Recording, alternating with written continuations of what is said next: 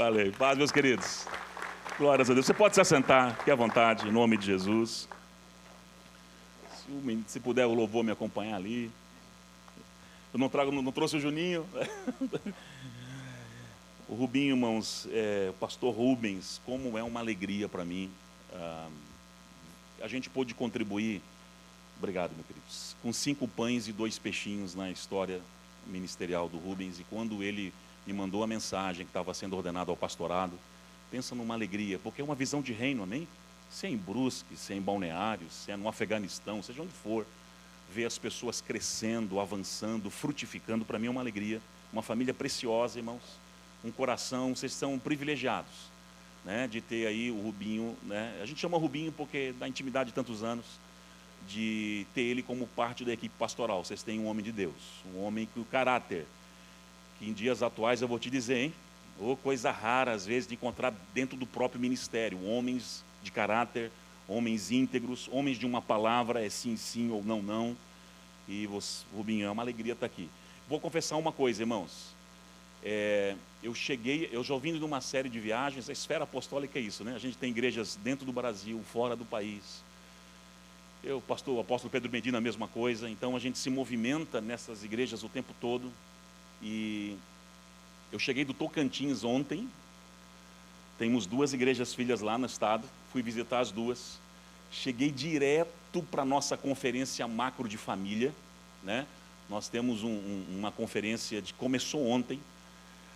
Faleceu nesse meio tempo a mãe de uma missionária que está na Tanzânia lá, que ela veio às pressas, saindo correndo daqui o culto fúnebre, para voltar para a conferência, para pregar amanhã nos 2 cultos e ir para a Itália de manhã. Segunda. Eu falei, Rubinho, é porque é você, cara. É porque é o Rubinho. Eu acho que falei para minha esposa, se fosse algum outro convite, assim, eu ia ter que dar uma desculpa, não dá, gente e tal. Mas o carinho é tão grande por ele e por essa casa, né? Também o apóstolo Pedro carrega algo tão precioso para nações. Eu falei, eu tenho que fazer um esforço. E veio comigo aí o pastorzão Pierre, é o nosso líder geral da plataforma do Papo de Macho. O Papo de Macho é um ministério que Deus fortaleceu demais. Nós temos uma conferência anual em setembro. E, né, PR, manda um convite para o Rubinho, quem sabe alguns homens conseguem ir lá visitar a nossa casa. Olha aí, cara, que coisa linda. Primeira viagem missionária para a Tanzânia, esse amigo aqui estava junto. E tirando a parte da girafa que ele deu... e a gente estava tudo devagarzinho assim, cara, para pegar ela. E o homem quase se esborracha lá no morro, espantou ela, ela saiu correndo. Tirando essa parte, cara, o resto foi muito bom. E fortaleceu tanto a questão da Tanzânia que hoje nós temos missionários da Nação Forte lá. Sustentamos outro casal que é filho que está ligado lá. E a nossa casa é uma casa muito missionária, assim como eu sei que essa casa também é muito missional e trabalha com influências de esfera geográfica. Inclusive a minha filha, né, a Hitler e o meu genro, estão indo agora, sendo treinados pelo pastor Osnei, que você conhece bem, para ir em agosto serem missionários no Nepal. Enviar uma filha para o Nepal, irmãos, né, não é enviar ali para o oeste catarinense, né, ou para cá, que está perto, eu pego um carro e vou. Mas, irmãos, é isso, nossos filhos são herança do Senhor, estão aí para frutificar e elas, glória a Deus. Sou pastor da Nação Forte, para quem não me conhece, né, me converti em 96, em 98 eu comecei no ministério, vamos fazer 27 anos agora, quase 3 décadas servindo ao Senhor. E nesses anos, irmãos, eu vou dizer, tá? A gente erra, a gente acerta. Em Brusque eu completo o mês que vem 10 anos de pastorado. Dentro desses 10 anos o Rubinho ficou 2 lá com a gente, né? Bem no iniciozinho, né, Rubinho? No início de todas as coisas. Uma igreja que a gente pegou arrebentada, enfim, escândalos morais, endividada, e foi um projeto assim de, olha, restauração total. E glórias a Deus que Ele é bom, né? A gente é bem ruinzinho, mas Ele é bom. E a gente tem vivido realmente um milagre de Deus lá naquele lugar. Milagre. Milagres, milagres em cima de milagres. E dentro desse lugar, eu lancei 31 livros. Estou lançando o meu 32º agora, e esse, eu vou dizer, tá? Vou mandar alguns para ti depois, Domingo. Só para você entender, eu vou gastar 2 minutinhos e a gente já vai para a palavra.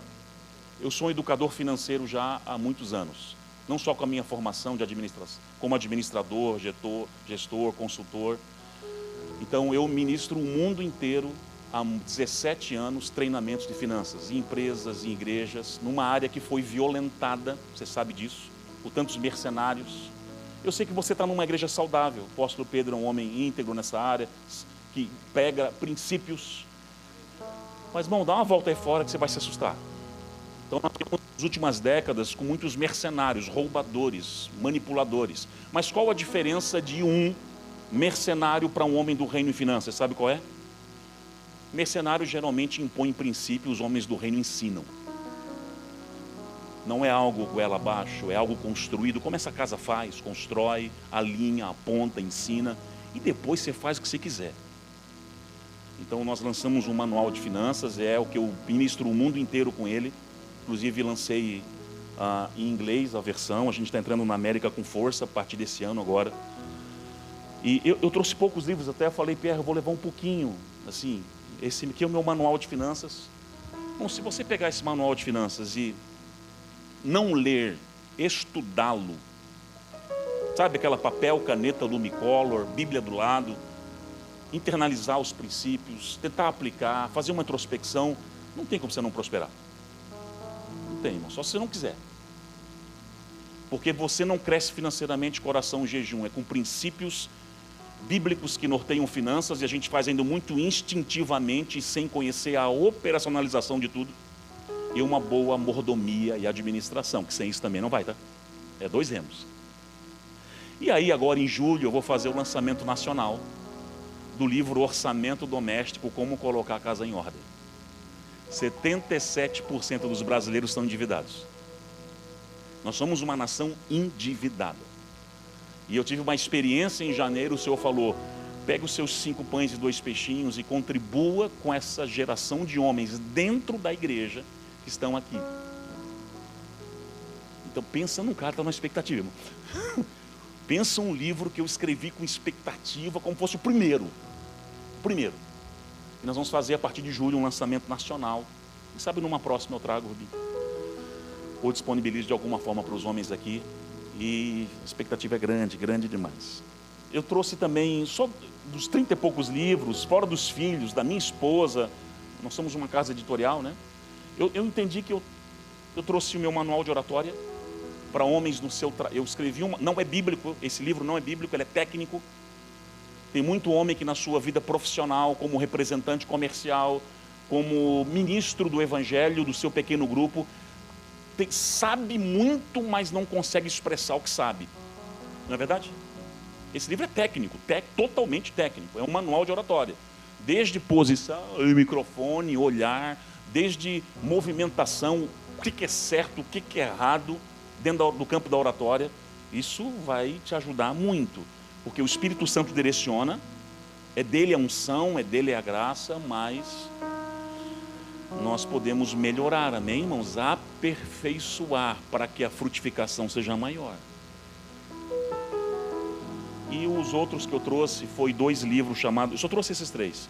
Um combozinho chamado Recomeços, a história da minha esposa, que eu vou tocar um pouco nela hoje. É uma reconstrução paterna. 28 anos ela nasceu sem pai, o pai não estava presente. E depois desses 28 anos Deus fez algo extraordinário. E um pastor que eu editei o livro dele, os 2 se chamam Recomeços. Divórcio, separação, é possível um homem recomeçar depois de tudo isso? A história dele mostrou que pode. É um pastor hoje, que passou por muitos processos. E eu falei, cara, eu vou trazer histórias de outras pessoas, às vezes nos impulsionam a... Eu trouxe lá e você pode pegar no finalzinho, tá bom, gente? Trouxe muito pouco, mas qualquer coisa o Robinho pega lá mais em Brusque, está lá em Brusque. 1 Samuel capítulo 8, versículo 1.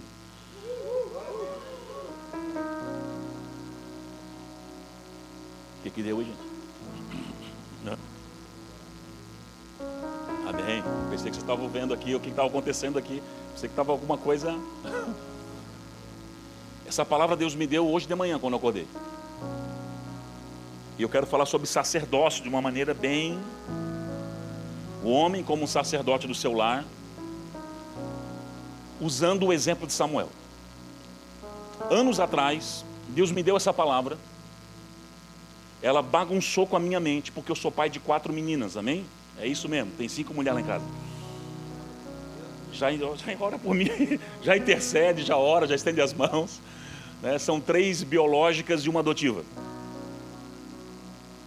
E são as minhas princesas, né? É a turminha que eu amo. Eu sou intencional demais com elas, no meu tempo. Volta e meia não, sempre eu estou botando uma na minha mala e levo comigo. Eu vi muitas movimentações apostólicas do passado, de homens ficar 2 meses fora de casa, 1 mês, está doido, eu não aguento não, irmão. Minha casa é o meu oásis, é o meu jardim, é onde eu faço o meu culto com elas, onde eu ministro o coração delas, onde a gente brinca. O meu mundo é rosa, né, irmão? É Polly, é Barbie. Então, às vezes eu sou quem, às vezes eu não sei nem quem eu sou, mas eu estou ali, mas eu estou ali, firme. Então vamos lá, 1 Samuel capítulo 8. E sucedeu, está aqui, e sucedeu que, tendo Samuel envelhecido, ele constituiu aos seus filhos por juízes sobre Israel. E era o nome do seu filho primogênito Joel, o nome do segundo Abias, e eles foram juízes numa cidadezinha chamada Berseba. Só até o 3. Porém, esses porém que são terríveis, né? Esses porém da Bíblia aí acaba com tudo, mas enfim. Porém, os seus filhos não andaram pelos caminhos dele, antes se inclinaram, pecado macro aqui, avareza, tomaram presentes, perverteram juízo, etc, etc, etc. Veja só, Samuel caminha numa linha linear que todo homem vai caminhar, que é o envelhecimento. Tem, só bater na porta de todo mundo. Você pode envelhecer bem ou não, de forma sadia ou não, vivendo princípios ou não, é uma escolha sua. Samuel viveu princípios. E eu vou te provar algo aqui depois, que para mim é uma passagem extraordinária de Samuel. Seu ministério íntegro, homem libado, não tinha o que se falar dele. E ele envelhece, seu poder cognitivo, claro, diminui, o seu poder de ação. Irmão, eu falei para minha esposa, eu não sei quantos anos mais o nosso corpo vai aguentando essa movimentação.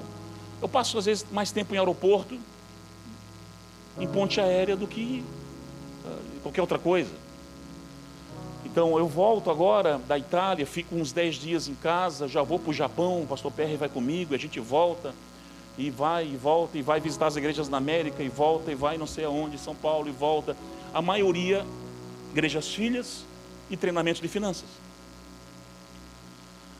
Vai ter um tempo, chega um tempo que até eu sei que o próprio Espírito Santo, querido, agora, beleza? Vamos deixar os que estão vindo aí avançar? Processo natural. Samuel pega os 2 filhos, o primogênito e o outro, Joel e o Abias, unge eles, constitui eles juízes, né? Agora detentores de julgar, de dar destino para aquela geração toda. E Samuel é inteligentíssimo. Ele planta os 2 meninos não em Ramá, que era a sua base, Ramá era a sua casa, Ramá é o seu descanso, é o seu jardim. Ele planta os meninos em Berseba. Aí já foi a primeira sacada inteligente de Samuel. Quem conhece um pouquinho de história bíblica, Berseba era um centro de deliberações cíveis, econômicas. O destino da nação passava por Berseba. Era o centro de decisão. Regulamentação, técnica para aquele momento, histórica, de influência, de decisões econômicas e por aí vai. Ele planta os meninos no lugar que era para plantar. E sabe o que Samuel vai fazer? Vou curtir a minha aposentadoria, acabou. Vou pegar a minha sacola, vou pegar a minha viola, eu vou para Ramá. Ramá era o lugar dele, a casa dele. Vou ficar na rede aqui, curtir meus dias. Se Deus mandar dar uma andadinha aqui, eu dou. Se não, está tudo certo. Fiz a minha missão, fiz o meu papel. E ok, agora, processo legítimo, processo normal, processo saudável de transição de legado, de cajado. Mas o porém aparece. E esse porém é terrível. Porém, os seus filhos não andaram nos caminhos do pai. E aí vai apontar o porquê dessa dificuldade. E o primeiro pecado exposto é a avareza. Não foi só a avareza, mas a avareza foi o carro-chefe. E irmãos, o que eu combato o tempo todo. Para ministrar finanças, você tem que primeiro confrontar um principado bíblico chamado Mamon, ok? Destronar Mamon não é uma coisa, irmãos, assim. Porque é o único pseudo-deus que Jesus chama de Senhor na Bíblia. Não podereis servir a dois senhores. Ou você ama um, despreza o outro, ou se dedica a um. E não tem como servir a Deus e a Mamon ao mesmo tempo. Mateus 6:24. Então, quando um homem consegue destronar Mamon na sua vida, não é as finanças hoje, bem que eu queria falar finanças à luz da Bíblia, eu vim com esse desejo, irmãos, porque é o que eu ministro no mundo todo. Mas aqui de manhã o senhor, não, deixa para outra hora, saca a viola e eu tenho que obedecer ao Espírito, né? Quando um homem destrona Mamon na sua vida, as habilidades vocacionais, naturais e espirituais, são potencializadas também.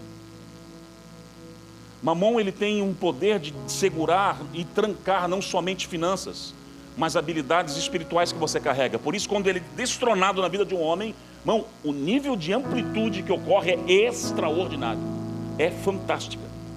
E esses guri erraram bem nesse lugar. A avareza é um dos poucos pecados na Bíblia que tem nome e sobrenome, entenda, é uma metáfora. Como assim? Se você pegar Efésios 5:5, vê se é isso ali para mim, vai dizer alguns tipos de pecados que um homem cometendo, uma mulher não vai herdar o reino de Deus. Bem sabeis que nenhum fornicador, não precisa explicar a diferença de fornicação e adultério aqui, amém, irmãos? Vocês estão numa casa bíblica. Nenhum impuro, aí nenhum avarento, vírgula, botou um codinome, esse é idólatra. Não vai herdar o reino de Deus, tá? E nem de Cristo. Por que a avareza é idolatria? Porque dinheiro na minha vida e na sua é uma questão de senhorio. Ponto. Não poderei servir as dois senhores. É uma questão de senhorio. Por isso que é tão sério. Poucos pecados na Bíblia vão ganhar essa conotação de idolatria, tá? Vou lembrar de um aqui, obstinação. 1 Samuel 15 diz que todo obstinado é idólatra. Essa é difícil de entender, tá? Tem uma ministração que eu faço para homens só sobre homens obstinados. Essa é difícil, vou dizer por que é difícil. Porque entender que idolatria que avareza e idolatria é fácil. Jesus falou de Mamon. É um senhor Mamon. Não. E obstinação. Como assim obstinação e idolatria? Essa é mais difícil, né? Sabe por que obstinação e idolatria? Porque obstinação é você construir um altar para a sua própria opinião e ser inflexível ao conselho, mudança e orientação, seja for de Deus ou de homens. E obstinação é o pecado desses dias macro que tem roubado homens do centro do propósito. Mas vamos deixar de lado, porque essa é terrível. Terrível. Os meninos entraram na avareza. E a avareza, o desejo por dinheiro, fez eles, o versículo 3 vai dizer, perverteu o juízo. Então, aquela coisa do suborno que a gente pensa que é atual, tem no Brasil só, não é Brasil, todo mundo, é agora nada, irmão. Joel, Abias, pega um troquinho aqui para vocês ali amanhã perverter a ordem. E eles começaram, irmãos, a coisa começou a desgringolar de um nível assim que foi terrível. Os anciões, homens de cabelinho branco, barba branca, que amam a nação de Israel, não aguentaram ver essa palhaçada e essa parafernália toda. E o que esses caras vão fazer? Obrigado, meu querido. O que esses caras vão fazer? Vão bater na porta de Samuel em Ramá. Meu líder, meu querido, desculpa atrapalhar o teu descanso. Eu sei que você está aí com água de coco na rede, dizendo aleluia, aleluia para cima, já acabou, mas assim, não dá. Os teus filhos são terroristas. São maléficos, são macabros. Eles viraram em poucos meses a nação de cabeça para baixo de tão pervertido que são. Agora a pergunta é a seguinte: quem foi Samuel? Samuel foi um pervertido? Eu vou ler um texto que para mim esse texto ele assusta, alegra, se torna quase que um alvo de vida, sei lá. É 1 Samuel 12, abre ali comigo. 1 Samuel capítulo 12. Tem um cafezinho aqui, é de Deus isso, viu? Estamos em casa, né, irmão? Na mesa, os homens aqui. Então disse Samuel, Samuel falou para quem? Para quem que ele está falando aqui? A nação inteira, ok? Entenda palavras que são direcionadas para uma pessoa, para um grupo seleto, para um grupo pequeno. E quando palavras são ditas para a nação, irmãos, tem peso ou não tem? Olha, eis que eu ouvi a voz em tudo o que me dissestes.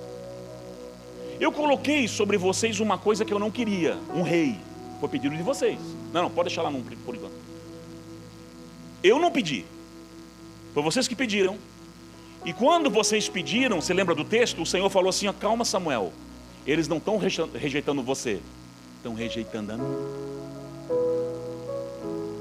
Por gentileza o 2 agora. Agora, o rei está aí, ó, diante de vocês. Eu já envelheci. O que é encaneci?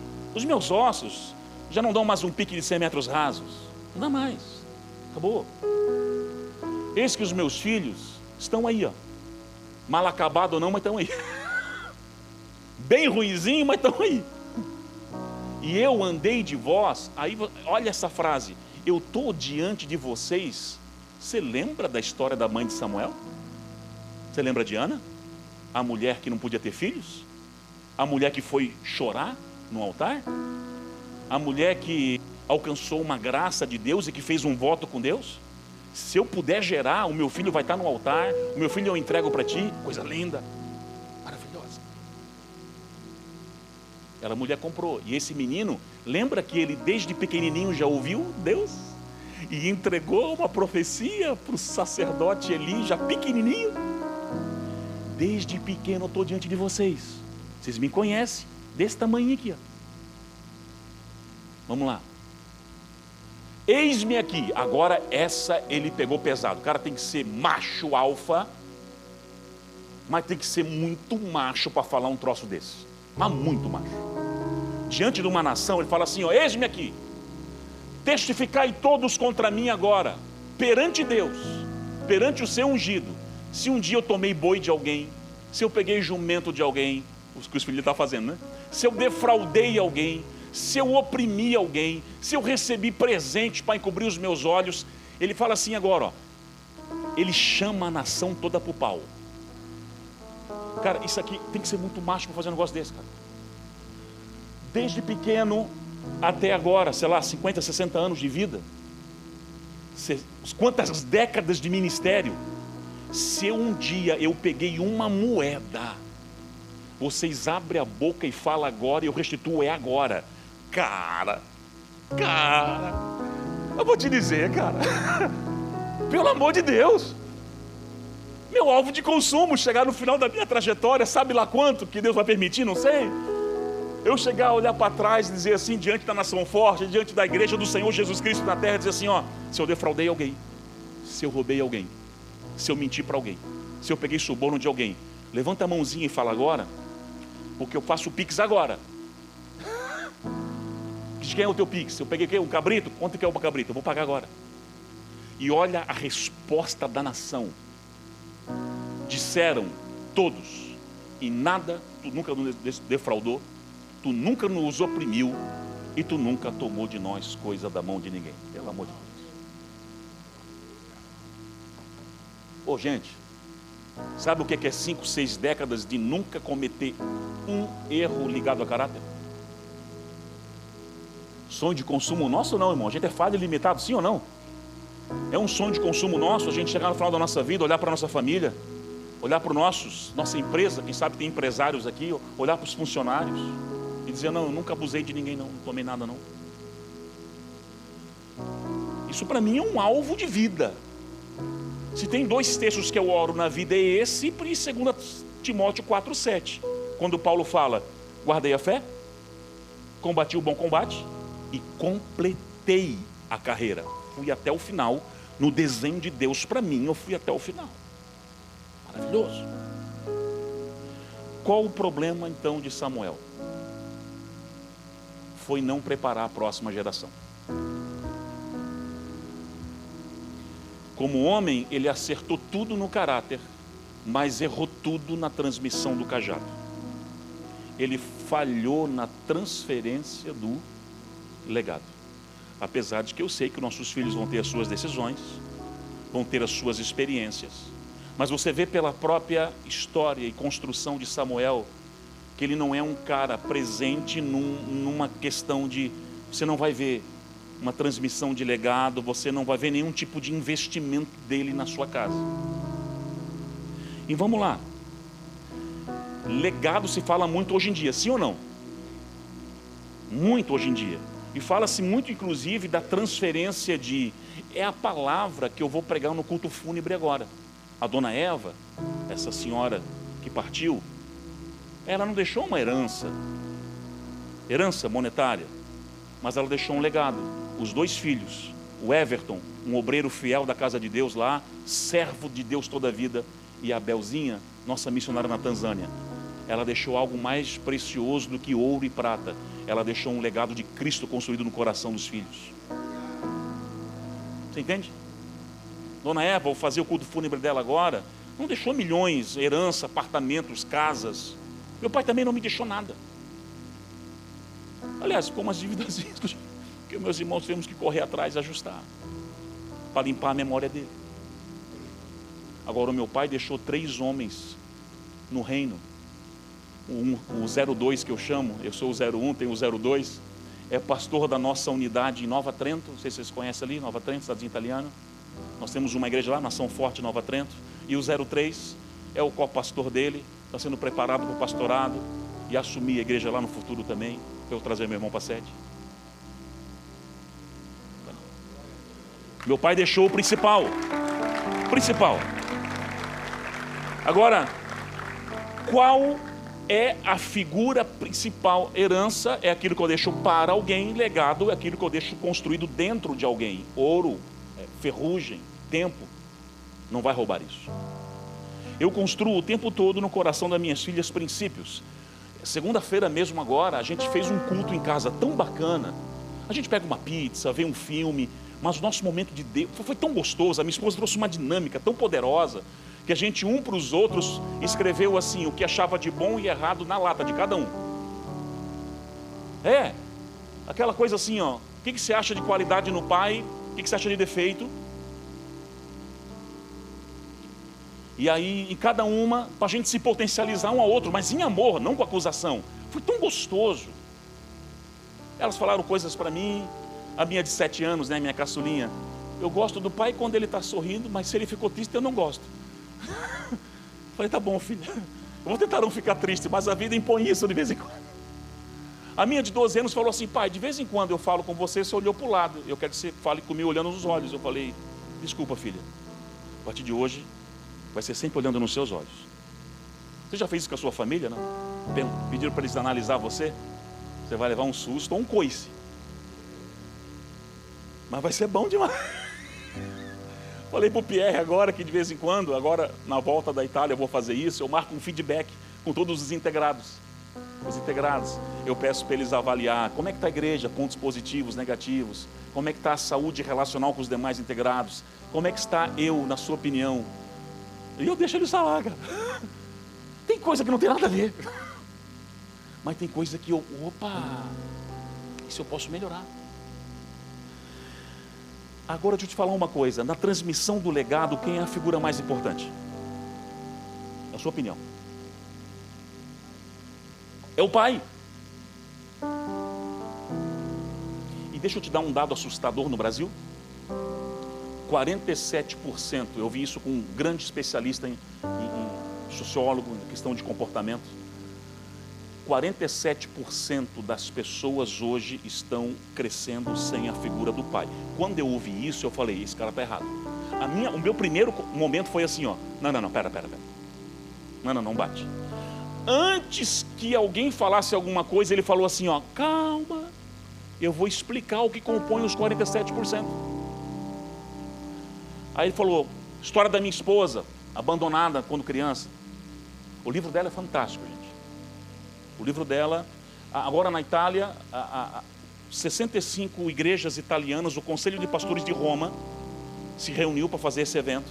E um dos pedidos deles foram: pede para tua esposa contar a sua história. Um dos pedidos do Conselho Italiano.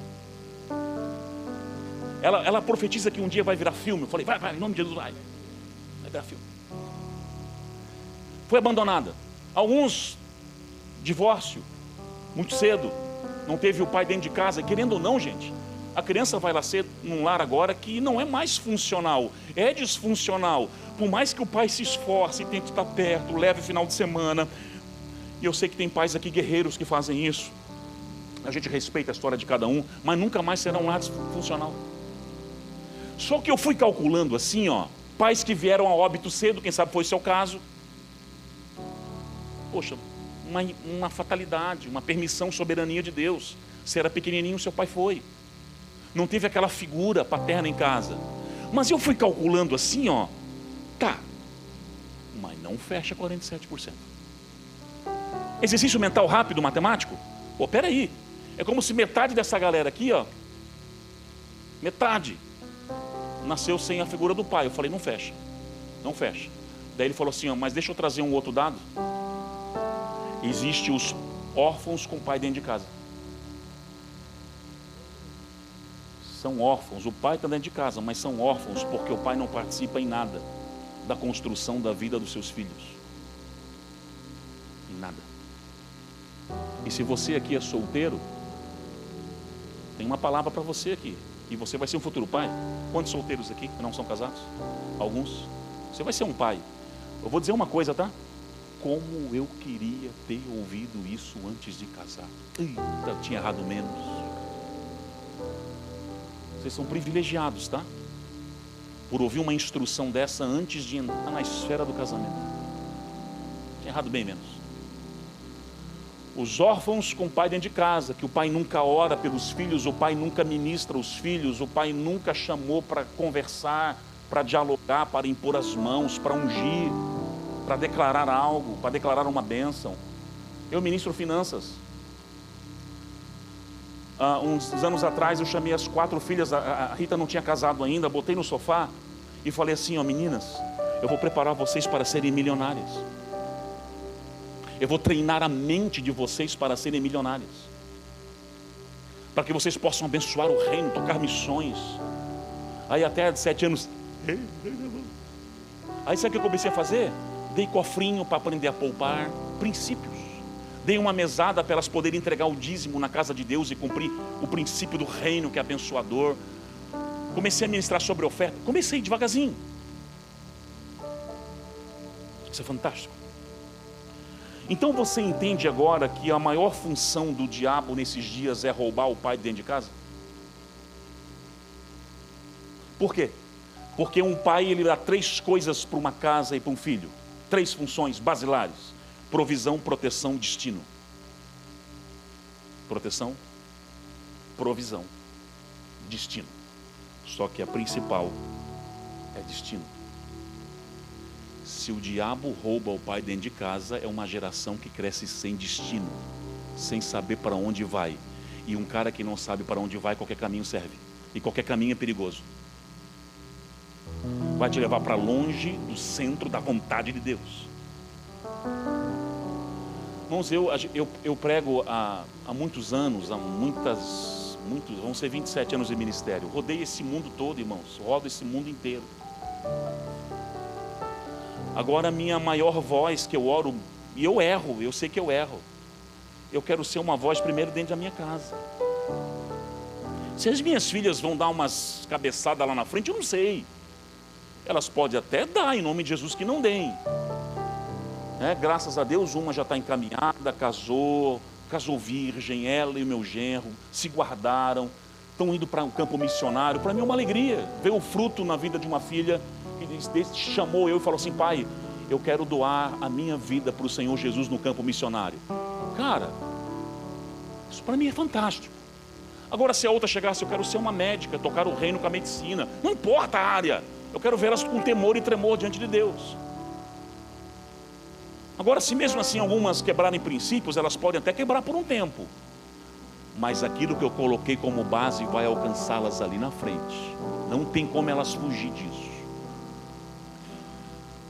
Os que vão ser papais no futuro aí, ó, os 9 meses, pega essa.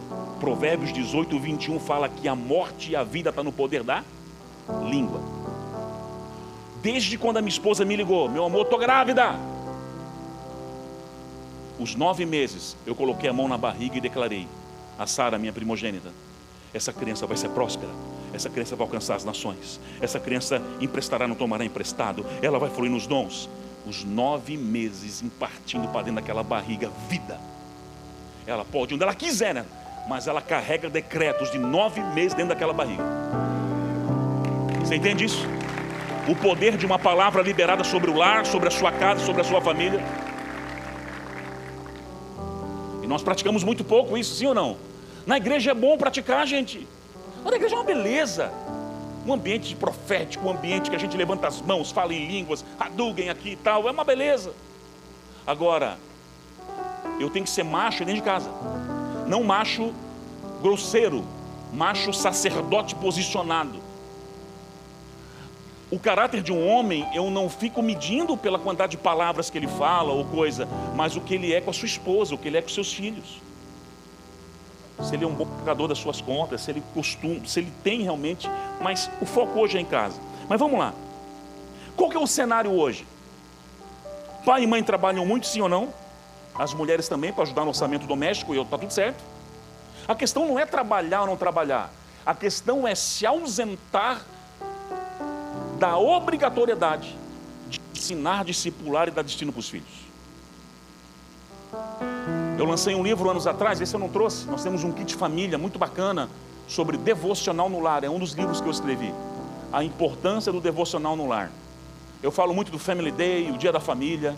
Você ter o seu dia com eles. E se deixar nós, pastores somente, ou você empresário, você marca coisa todo dia, sim ou não? A gente enche todo dia. Então você pratica tudo. Eu tenho tempo para minha família. Eu tenho tempo para orar.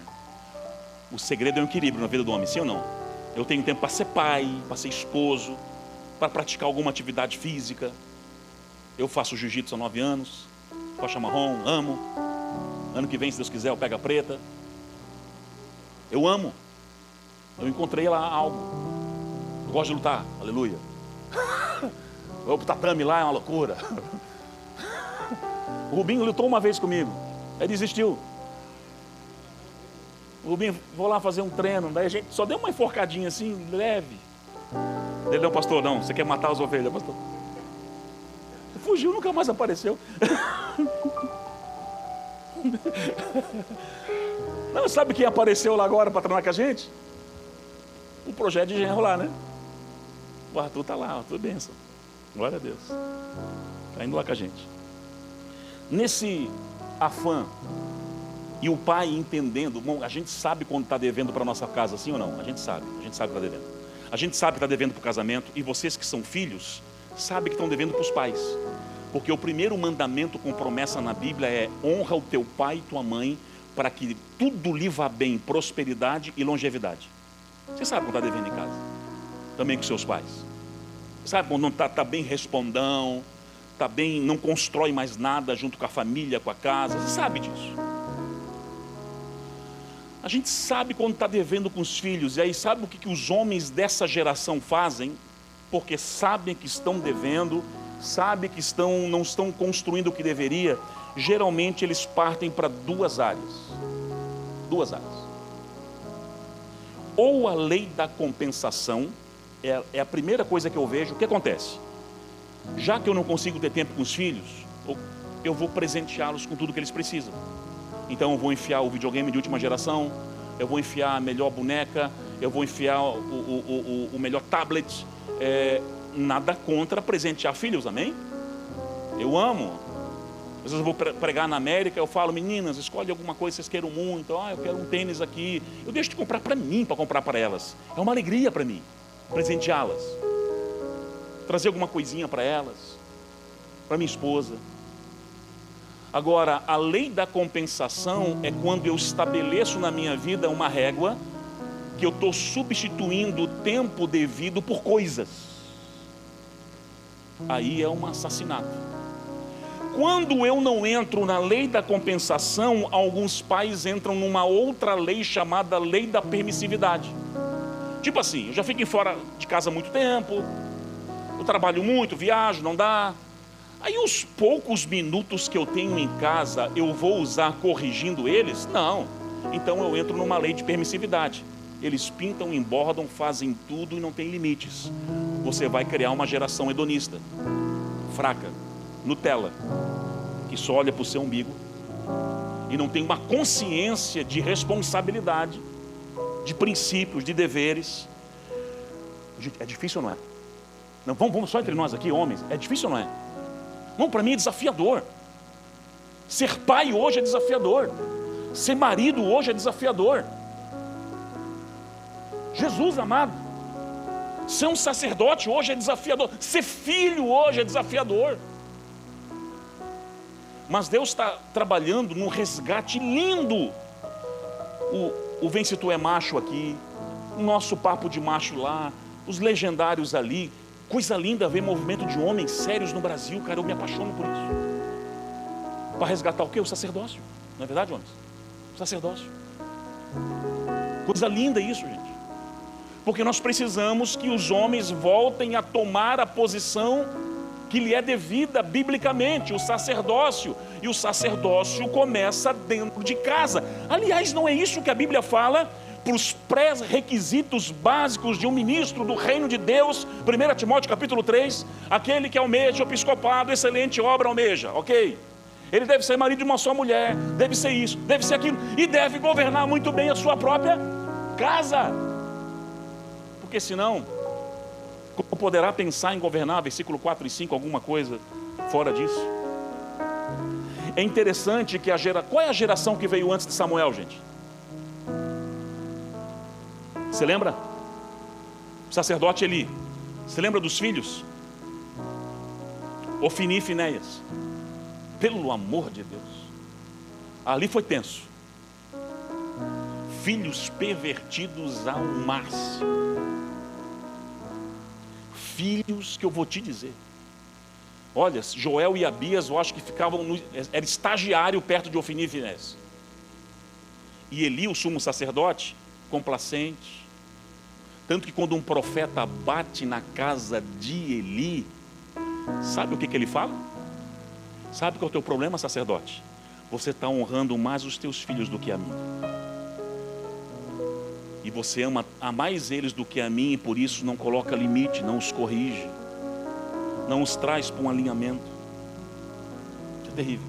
Aí sabe o que acontece? Final da história, morre Ofni, morre Finéias, morre Eli, a arca é roubada, vira num negócio terrível. E sabe qual é o problema? O problema é que uma geração inteira vai para o beleléu. Deus não é Deus de nova geração, Deus é Deus de próxima. O padrão de Deus sempre foi continuidade. Eu sou o Deus de Abraão, de Isaac, de Jacó. Deus é Deus de continuidade, de transmissão de cajado. Sempre que ele teve que levantar uma nova, significa que a anterior falhou. Nunca foi a ideia de Deus. A ideia de Deus é o padrão e continuidade. Você pode pegar a esfera bíblica. Sempre o padrão da continuidade. Falhou aquela geração toda, Deus olha, tem que levantar uma nova. Samuca, vou botar uma estéril a gerar na terra,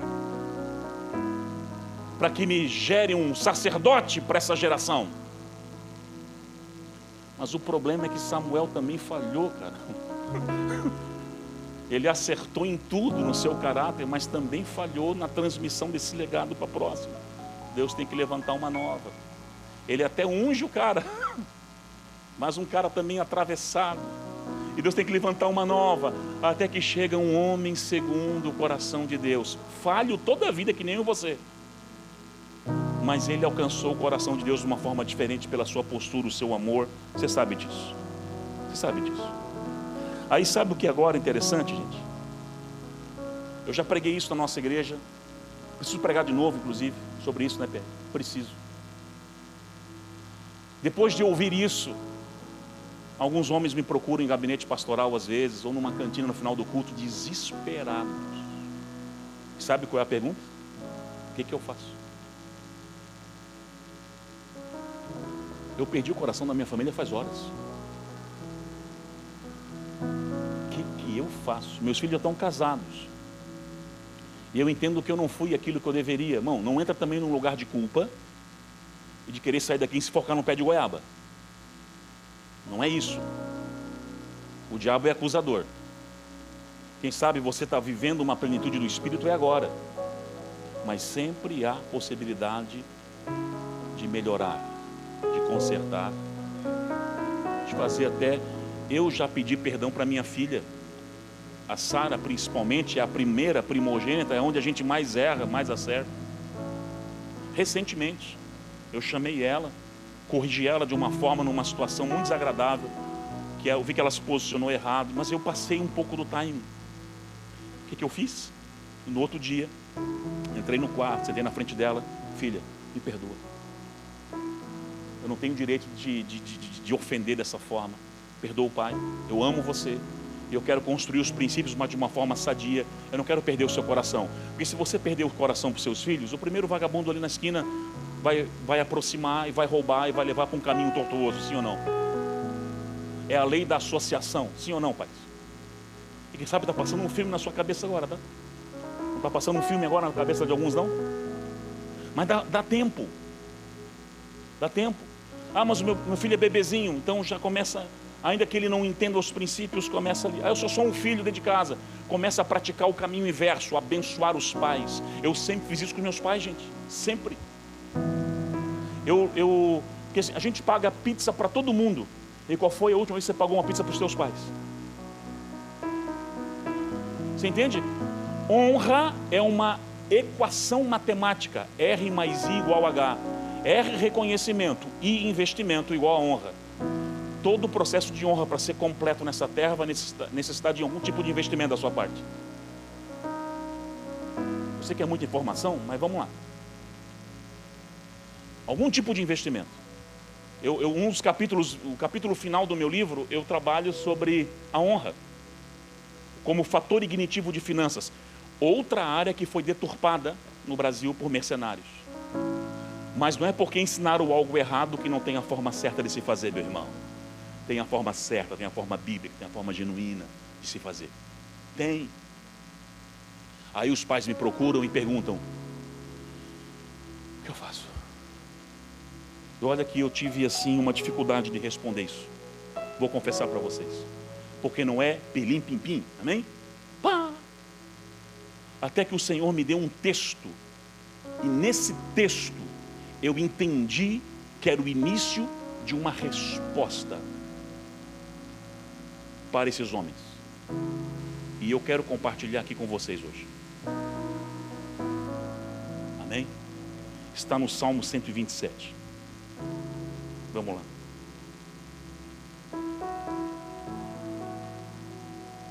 Salmo 127. Versículo 3. Os filhos são herança, amém? Do Senhor, irmãos. Para começar, eles são herança do Senhor. Você está querendo eles, é para o Senhor. Primeiro que se eu coloco o meu filho acima de Deus ou acima de qualquer coisa, eu já estou errando aí. Eu preparo elas para o seu destino profético. Se elas vão aceitar ou não, não sei. Oro para que todas fluam. Seria uma alegria muito grande para a minha vida, mas elas são herança. E fala como um fruto um galardão, uma recompensa.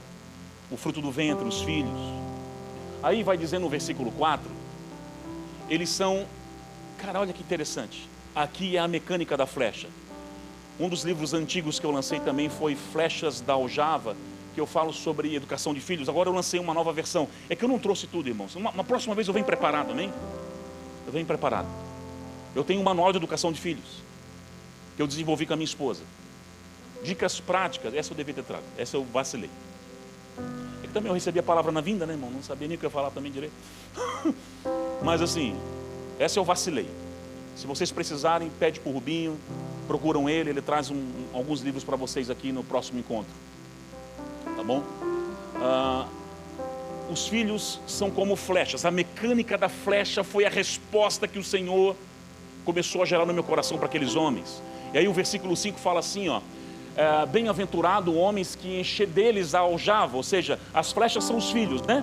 Bem-aventurado homem que encher a aljava com muitas dessas flechas. Eu levei ao pé da risca essa palavra, assim. Vou fazer bastante filho, então. Não serão confundidos. O Pierre também, né? Tem 4, Pierre? Pierre também, 4. Aleluia. A gente levou a sério a coisa. Versículo 5, por gentileza. Eles não serão confundidos quando os seus inimigos falarem à porta. E não é só os filhos biológicos, né? Esses dias na cidade, um pastor gravou um vídeo me denegrindo. Mas uma coisa ridícula, ele não ouviu o vídeo inteiro, deduziu algo e saiu falando mal. Uma coisa... Tipo assim, eu estava falando de uma técnica financeira chamada boi de piranha. É uma técnica quase centenária de finanças, de você sacrificar algo. Às vezes, um passo para trás não significa uma derrota. E ele entendeu que eu estava pedindo um sacrifício para a igreja. Eu falei, você é doido. Mas sabe o que foi legal? Os filhos foram para cima, cara. Entraram no perfil dele e começaram a bater, que eu fiquei até com pena. O cara apanhou tanto que ele tirou o vídeo e no dia seguinte fez um vídeo de retratação. Dessa história toda eu aprendi uma coisa: como é bom ter filhos leais. Foi o resultado da história. Como é bom ter filhos leais. E gente que conhecia ele que ligou: cara, o que está falando com o meu pastor? Você está doido? Você viu o vídeo inteiro, o cabeçudo? É uma técnica de educação financeira. E eu trabalho muito com as dicas, como renegociar uma dívida, como fazer isso, como fazer aquilo. Está tudo num livro novo, inclusive, que eu vou lançar agora. Aí agora a questão é a seguinte, volta para o versículo 4. Olha a mecânica da flecha. Então aqui, ó, esse é o que Deus me deu para responder o coração de homens. Aljava nas costas, você sabe da cena, né? Aljava nas costas. O arco na frente. Arco é o instrumento para dar o quê? Destino. Tá pegando aí? As flechinhas estão aqui dentro. É o pai que arranca elas.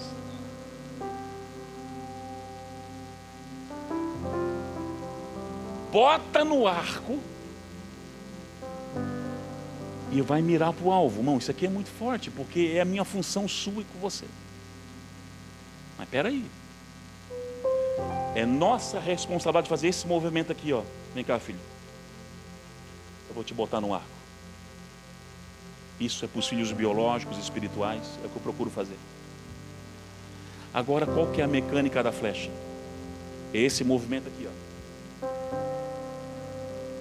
Esse movimento aqui, ó, significa o quê? Quanto mais perto você trazer essa flecha para o teu coração, mais longe ela vai. É esse movimento. É esse movimento. Porque se eu fizer isso aqui, ó, a flechinha vai ali, né? O movimento da mecânica da flecha é essa. Envergar e trazer aqui, até que essa flechinha ouça um tutu, tutu, tutu. O que é isso, pastor? O que é isso, homens? O nosso papel inicial, o primeiro passinho que você vai dar é encurtar a distância.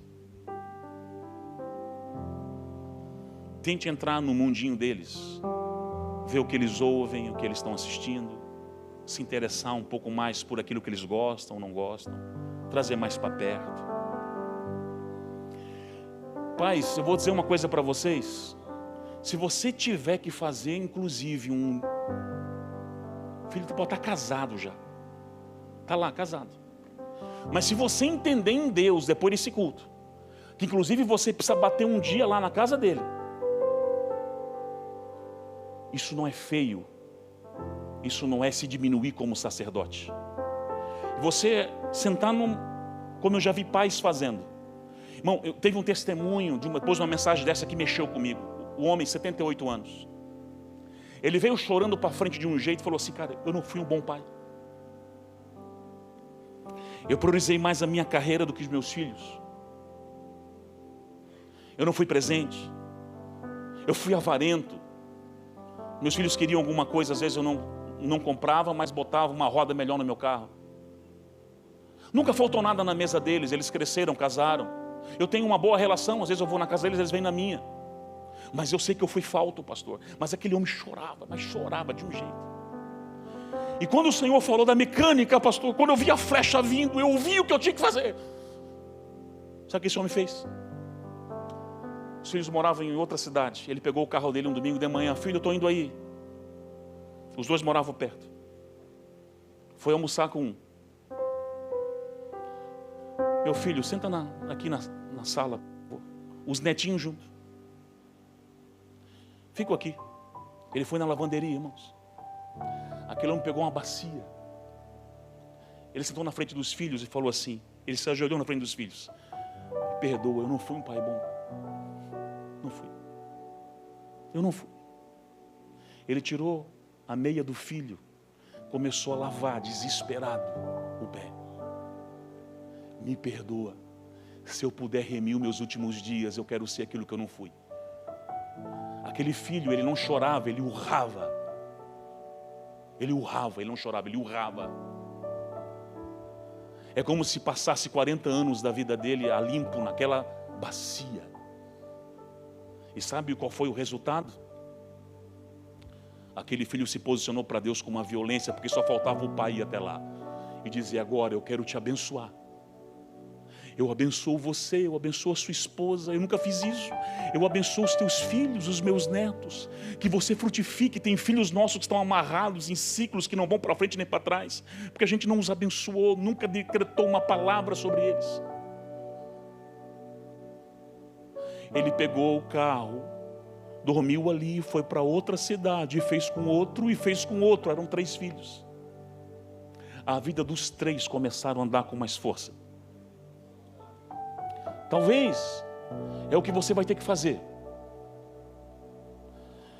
Para alguns, outros, quem sabe, é um caminho de volta com seus pais, como eu, solteiro, tive que fazer. Eu desonrei demais os meus pais. No sentido assim, não de drogas, de prostituição, mas eu desonrei, cara. Meu pai investiu em mim algumas coisas, eu não dei bola. Meu pai colocou dinheiro na minha mão para alguma coisa e eu não valorizei. Até que eu vim uma vez de um retiro. Chamei meu pai e minha mãe para uma sala, e eu fiz o mesmo ato.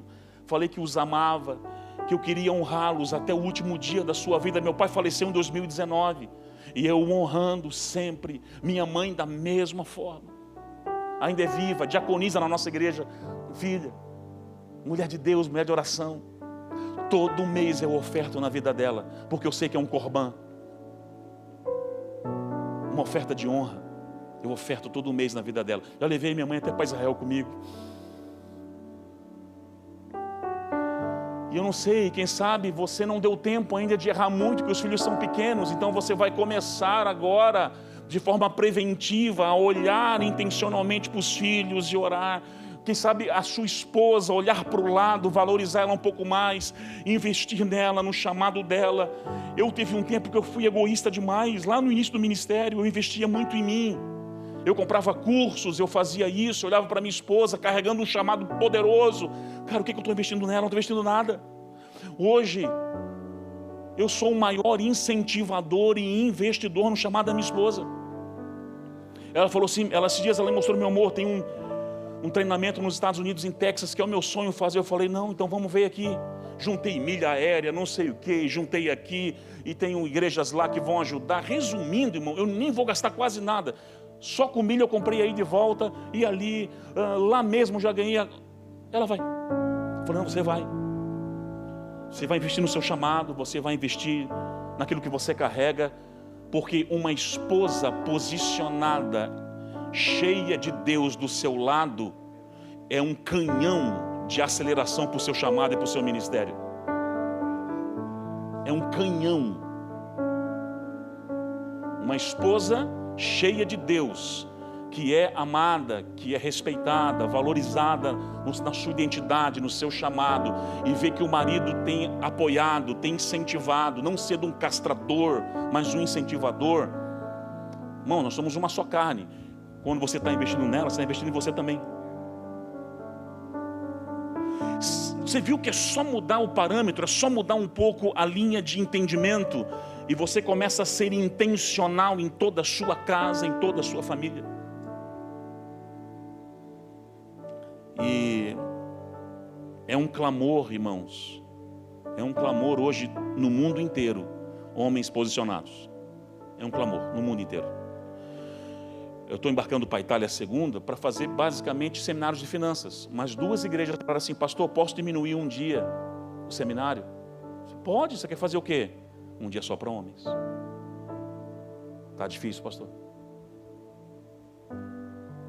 Isso foi em Ravenna, isso foi na Sicília. Quando eu for ver agora, já tem 3 momentos nessa viagem que vai ser só um papo com homens. Esse resgate do sacerdócio não é um déficit no Brasil, é um déficit global. Global. Os homens voltarem os seus olhos para a sua casa. E tudo começa com o que nessa manhã, perdão? Começa com um ato. Que ato, pastor? Tudo na vida começa com arrependimento. Não é remorso. Qual a diferença de remorso para arrependimento? Remorso, irmãos, você ouviu uma palavra dessa, foi legal, você até entendeu, mas segunda-feira está voltando a praticar as mesmas coisas. Arrependimento, Mateus 3 vai dizer: apresentai, pois, frutos dignos. Todo arrependimento tem fruto. O que mentia não mente mais. O que roubava não rouba mais. O que adulterava não adultera mais. O arrependimento genuíno, você vai apresentar frutos para a sua casa e para a sua família, para os seus filhos, para a sua esposa, para os seus pais. Você vai apresentar os frutos. Então só o tempo vai dizer se é arrependimento ou remorso. Mas vai ficar claro o que é uma coisa e o que é outra. Mas o convite do Espírito Santo nessa manhã, e eu recebi essa palavra agora, saindo de casa, antes do Pierre chegar lá. O pastor Pierre chegou, antes de chegar, eu estava descendo a escada para pegar esses livrinhos. O texto de Samuel saltou assim, ó, pá! Eu falei, uau, amém? É isso, eu sou um servo da orelha furada. Só isso. Não mande nada, quem manda é o Senhor. Na minha mente eu queria fazer alguma coisa dinâmica de educação financeira para homens em casa. É minha praia. Mas eu digo que não. E o Senhor queria falar com você sobre esse lugar de posicionamento. Voltar os seus olhos para a sua casa como nunca antes na sua história você voltou. E você vai amar mais a sua esposa a partir de hoje. Vai valorizar mais ela a partir de hoje. Você vai botar mais a mão sobre os teus filhos e orar por eles. Em nome de Jesus. Eu unjo as minhas filhas toda semana. Coloco óleo na cabecinha delas. Unjo elas. Unjo a porta da casa, unjo... Nada místico não, é protetivo. A gente só trabalha na corretiva e pouco na preventiva. Sim ou não? E unjo e tal. Peço o que elas querem orar. Não, pai, ora aqui por mim essa semana, por isso, por aquilo. Agora mesmo eu estou num propósito de oração com uma das minhas filhas. Eu estou junto com ela no propósito. Filha, eu vou orar até voltar da Itália. Quando a gente voltar a gente conversa por esse propósito. Junto com ela num propósito de oração. Encurtar a distância. Aí quando, e agora eu fecho, ela está aqui. E vai envergando, né? A flecha, né? Quando ela está aqui, ó. O Espírito Santo vai soprar no teu ouvido algo. 2 coisas ele vai soprar. Primeiro ele vai soprar direção. Enverga 45 graus o arco para cá, você vai. Ah, Senhor, tá bom. Aí ele vai dizer, calma, espera, calma, espera, solta. E quando soltar, está tão envergado, a coisa está tão já numa pressão, que eles vão numa velocidade assustadora, aceleradora, para conquistar coisas grandes no reino de Deus. Coisas grandes no reino de Deus. Você vai saber a hora que tem que soltá-los. Porque o Senhor vai falar contigo. Foi o que eu falei com a minha filha. Eu tenho 5 minutinhos ali. Eu fui pregar no Nepal. Tem mais até, né? É que eu quero ter um tempo de oração com vocês. A minha filha, há uns anos atrás, ela ganhou uma passagem aérea para acompanhar o papai aonde quisesse. Ela assim, pai, você vai para onde ano que vem? Eu falei, olha, naquele ano eu ia pregar em Geneve, na Suíça. Eu vou estar em Lisboa, vou estar na América, vou estar em Buenos Aires, eu vou estar aqui, eu vou estar aqui. E ela, E quando eu falei, Katmandu, Nepal, ela, é esse, pastor, é esse, pai. Eu falei, tem certeza? Eu falei, sim. Eu não posso escolher? Eu não ganhei? Sim. Tá bom. Ela era noiva. Então tá bom, hein? Qualquer um teria escolhido a Suíça. Ela não, Nepal. Vou lá falar com a pessoa, emitiu as passagens dela. Foi só eu e ela para o Nepal. Minha esposa não pôde ir no último minuto. Foi de Deus, era só eu e ela. Minha companheira de viagem. Chegamos no projeto Meninas nos Olhos de Deus no Nepal. É um projeto lindo. Eles pegam meninas do tráfico sexual. As meninas são vendidas com 5, 6, 7 anos para os cafetões por $10, um engradado de Coca-Cola. E vão ser prostitutas. Com 13, 14 já não prestam mais, são jogadas numa viela. É terrível. E o projeto é lindo, lindo. Eu fui com aquelas crianças nas casas, elas já recuperadas, trabalhando no projeto. Eu sentei lá e 60 criancinhas daquela numa casa, pegaram um violão, começaram a cantar. Eu não sei se eu subi ou o céu que desceu. Eu não sei. Eu nunca senti tanta presença de Deus num lugar. E nós fomos visitar todos os lugares que tem projeto, centro psicológico, centro terapêutico. É muito organizado o projeto do pastor Silvio. O Silvio é um amigão meu, pessoal. O Silvio do Nepal. E a gente foi visitar o Bridal Shop. Bridal Shop é um aluguel de vestido de noivas. Eles ganham vestidos do Canadá e dos Estados Unidos, não para vender, mas para alugar e fazer um dinheirinho para o projeto. Então as noivas nepalesas vão lá, escolhem o vestido. E a minha filha foi dar uma olhada. E ela falou assim, pai, esse vestido do Canadá aqui, ó, é o que eu quero fazer para o casamento. Ele falou, fotografa, já filma. A gente filmou para a costureira aqui fazer algo perto. Beleza. Eu ministrei um seminário de finanças lá no Nepal. 3 dias. 18 horas de imersão. Autoridades nepalesas, americanos. Não sei como eles conseguiram colocar o seminário junto com o currículo vitae para eles lá. Foi uma estratégia do Silvio. No final do seminário, a líder do Bridal Shop, ela vinha aos prantos, mas chorava, com o Silvio assim nas costas, assim, ó. Ela não conseguia nem andar direito. Assim, Jesus falou comigo. A gente não pode dar nenhum vestido, mas o Senhor falou comigo. E eu pedi autorização do pai, o Silvio, que as meninas dos olhos de Deus precisam vestir a Rita para o casamento. Vai lá e escolhe o teu vestido, Rita. Ela já tinha escolhido. Ela voltou do Nepal com o vestido de casamento. Ela casou vestida pelas meninas dos olhos de Deus do Nepal. Quando eu volto o ano passado, eu estou lá no louvor na igreja do pastor Charan. E eu estou lá, e eu começo a chorar. Eu falei, meu Deus do céu, cara, o que é isso? Eu estava pregando num evento de pastores.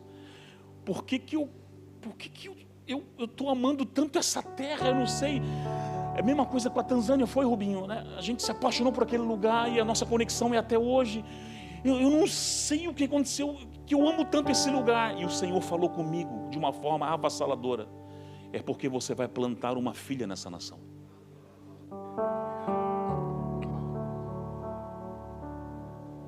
Eu voltei e chamei ela e meu genro.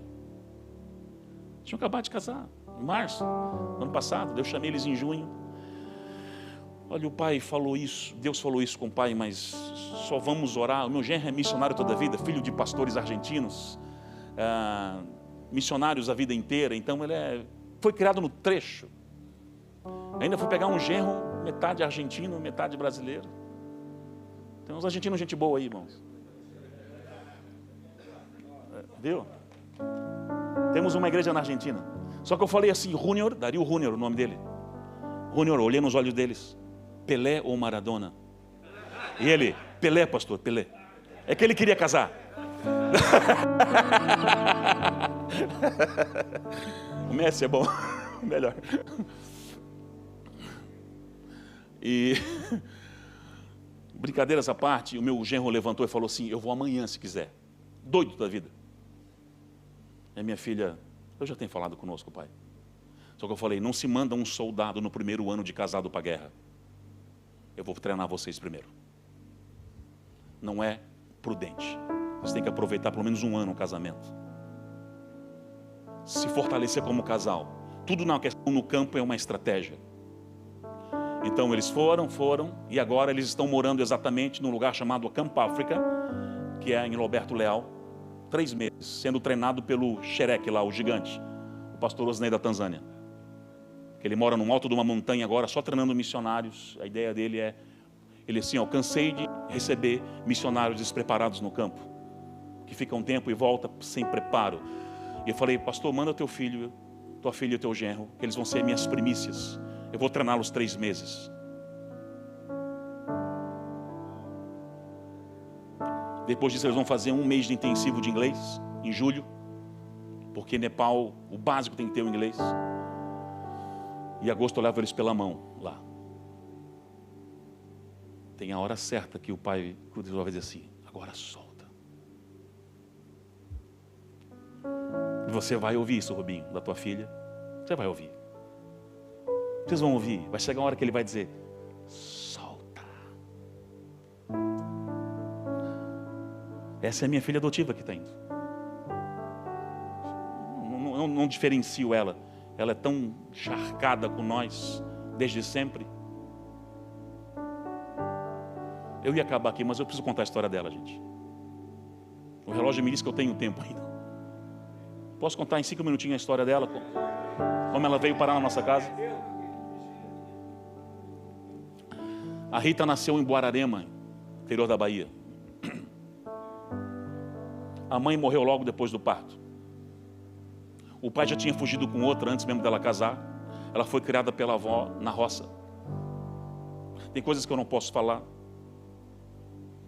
em público, em vídeos. Está gravando, eu sei que está sendo transmitido. Com 10 anos de idade, uma familiar dela, não posso nem falar o grau do familiar. Hoje em dia tudo é processo. Então, um familiar dela chama ela para Brusque. Não, você vai ter uma vida melhor aqui e tal. Só que ela sofre, irmãos, sofre. Se torna quase que uma escrava do lar. Porque o primeiro banho que ela foi tomar com chuveiro na vida, ela tinha 10 anos. Uma pobreza, uma situação difícil. Roça mesmo. Eu vou para a cidade grande. Só que ela começa a sofrer. Ela se converte adolescentezinha com a gente. Vira uma filha espiritual em primeiro lugar. Aí ela passa para uma outro familiar abusa mais ainda, enfim, eu não quero entrar nessa história, porque é terrível. E chega uma hora que eles jogam ela para fora de casa.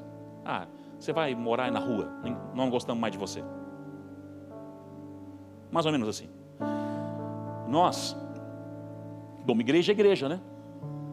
Eu me lembro que a Vande, nossa líder de dança na época, o Rubinho conhece, vamos preparar uma kitnet aqui, e aí vamos, aqui um pega uma panela, um pega uma coisa, vamos botar ela numa casa. E quando a igreja estava se movimentando para botar ela numa kitnetzinha, ela não ficar na rua, o Senhor fala com a minha esposa,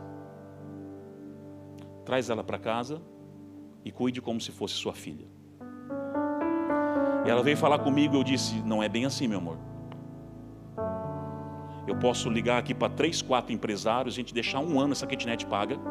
Eu sei que são homens do reino, que investem no reino, em situações de calamidade, de perigo.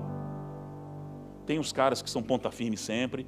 Nós vamos pagar esse aluguel, nós vamos cuidar dela, mas filho é outra coisa. E aí minha esposa, muito prudente, ela assim, meu amor, eu esperarei, e o Senhor falou para mim que vai te dar uma experiência, e vai ser com uma palavra específica. Eu falei, amém, eu creio, estou aberto. Mas não deu um dia. Na quarta-feira eu estava no nosso culto. O ministro de louvor, Gui Tavares, estava ministrando louvor. O Rominho também conhece ele.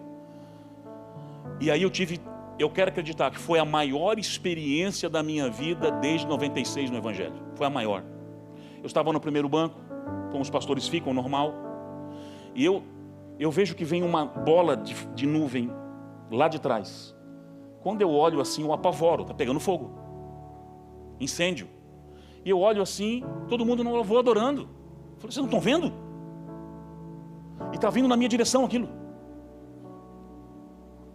Minha esposa, ela nem dá bola para mim, eu cutuco ela assim. Ela o quê? Não, deixa eu adorar aqui. O louvor do Gui Tavares é muito envolvente, né? Muito... Eu falei, meu Deus. E a bola vem vindo. Vem vindo. Vem vindo. E me tampa. Mas me tampou de um jeito que eu não conseguia enxergar daqui, ali uma pessoa. Eu fiquei dentro de uma névoa e aí comecei a sentir uma presença. Eu falei, cara, não é incêndio, é Deus. Eu nunca tinha vivido isso, amor. E quando eu estou no meio daquilo, eu falei, o que é isso, Senhor? Aparece uma tela que nem sei onde, de TV, na minha frente. E eu começo a assistir o quê? Uma palavra, uma passagem bíblica, que a minha esposa falou. Sabe a mulher sirofenícia? O Senhor falou que ela... Não, mas os cachorrinhos também comem a mesa, debaixo da mesa dos seus senhores, aquela passagem. Eu vejo uma mesa grande, Rubinho cheio de iguarias, comidas lindas, eu olho e eu vejo alguém sentado na ponta da mesa que parecia ser o Senhor, um homem de branco. Quando eu olho para debaixo da mesa, eu vejo a Rita comendo as migalhinhas. Foram poucas vezes na vida, homens, que eu tive uma teofania audível, de ouvir a voz de Deus audivelmente. Aquele dia eu tive. Aquela voz entra naquela fumaça e fala assim, ó, ela comeu migalhas a vida inteira. Pegue ela pela mãozinha, faça-se assentar na mesa pela primeira vez e seja paz sobre ela. Cara, daí eu caí no chão.